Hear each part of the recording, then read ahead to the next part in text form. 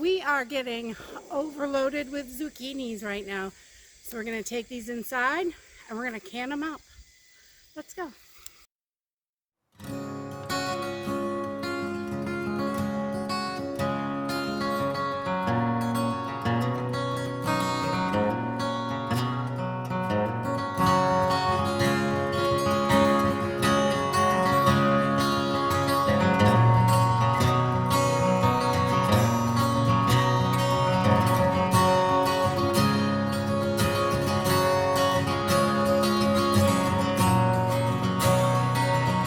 We're back in the kitchen again, and today we're going to be canning up zucchini, and this is so super simple and easy. You're not even going to believe how easy this is.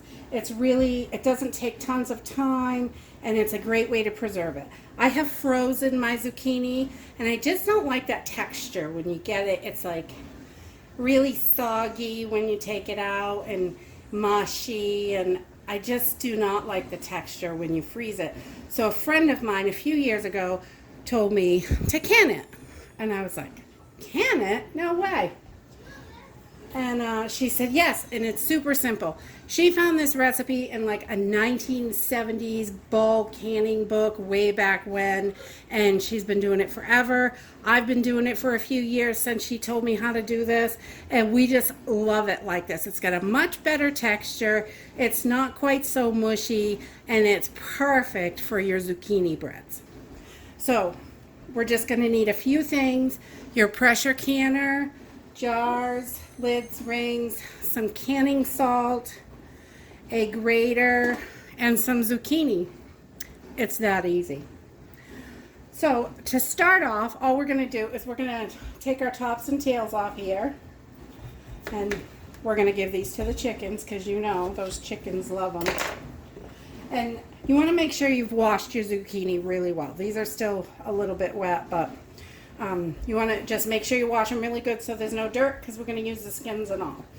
On the bigger ones, we're going to shred these just like we would if we were going to freeze it.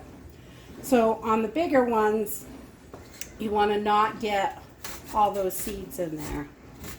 And I like to use the biggest shred piece, so I get shreds like this.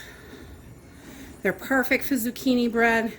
And they're cooked once they're canned, but they're not complete mush, which is what I like. They still have a little texture left to them, so you can cook them and they're not yucky. And so we're just going to shred these up. On these bigger ones, we're going to try not to get the big seeds in there. The smaller ones, the seeds, I throw them right in. It doesn't seem to bother at all. They're not crunchy. But once like these big seeds, they're kind of crunchy. If I can get that out of there. Oops, it went flying.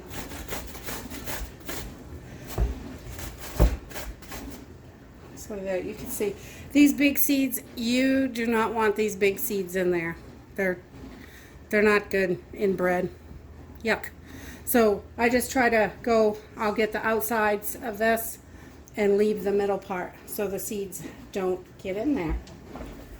Just throw that right in our bowl, and we're just going to continue shredding this until we have all our zucchini shredded, and then I will bring you back. So we got our zucchini all shredded up, and that is all ready to go.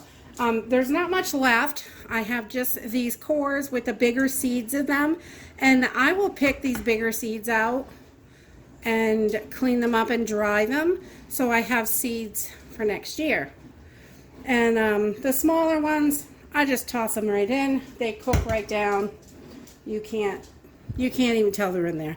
But so as far as canning this, we are going to take our zucchini, and you want nice clean jars. You want to make sure you have clean jars. I like to use a 1.5 pint jar. I think these are 20 ounces. They're Alice jars. I like this size because my zucchini bread recipe uses exactly this much. It's perfect for a 2-loaf recipe. So I use the 1.5 pint jars, and all I'm going to do is take a 1/4 teaspoon of salt. This is a 1/2 teaspoon measure, but I I don't have I can't find my quarter teaspoon. So just a quarter teaspoon of salt in each one. And this is canning salt, just so it doesn't discolor anything. And then we're going to fill our jars up. And we're just going to push this right in there.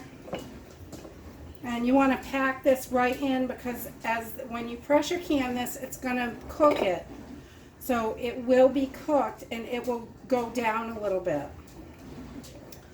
And zucchini has so much liquid in it that you do not even have to add liquid to this.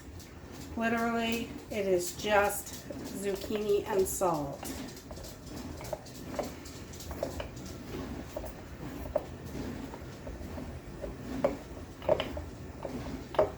So we're just going to pack that in there, and we're going to leave 1 inch headspace.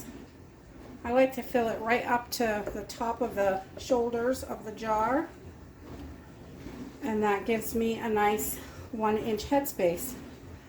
And we're going to take this and we're going to set it back here, and we're going to continue filling our jars.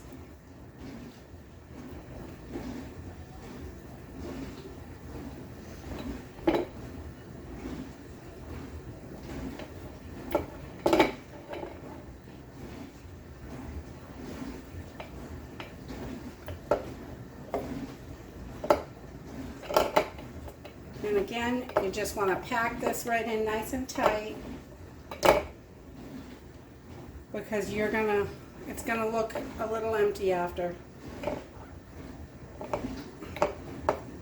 from when this cooks down.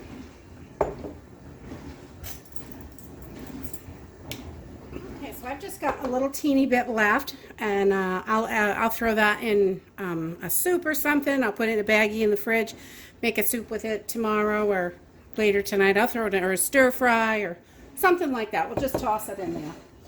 But these jars are all set and they're packed nice and tight. So everything is in there. Now, you don't need any liquid because these are packed with liquid, and you will see the juices when we take them out of the canner.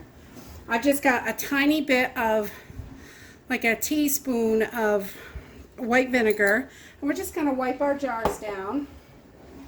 And you don't need to debubble these because there's no liquid in them, so it's just not going to happen. But you want to use some white vinegar and make sure your rims are really clean.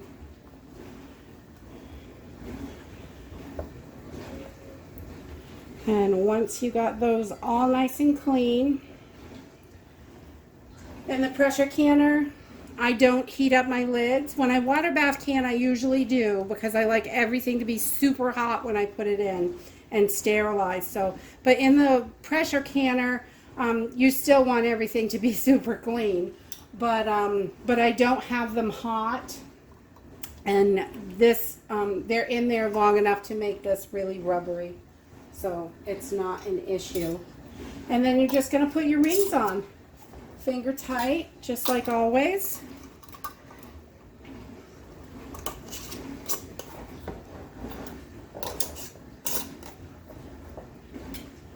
And we're going to pop these babies in the pressure canner for 25 minutes. Pints, I would pressure can for 20 minutes, and quarts 25 minutes. And I use 10 pounds, I'm going to use 10 pounds of pressure. Because of my elevation, you'll want to make sure your elevation, if you try this, so you use the right amount of pressure. So we're just going to pop these in the canner and see if we can get that pressure. Okay, so once you're getting a good steady steam, I don't know if you can see the steam coming out of there. Once that's coming out good and steady, you want it to vent for 10 minutes, and then you'll put your weight on. And mine has been going, for 10 minutes, and we're just going to pop that right on. Okay, so once you get a good rocking motion, then you're going to start your timer. So we're going to put our timer on for 25 minutes because we're doing pint and a half, which is closer to a quart. And we'll get these babies canned up. So there you have it, canned zucchini. It is so good. You can see these are still bubbling. There's tons of juice in there. And that's all from its own natural juices. I don't add any to it. And when you go to use this, you just throw it in a strainer, just like frozen, and let it drain out, but it's got a much nicer texture. If you like this video, give us a thumbs up, subscribe. See you in the next video. Bye.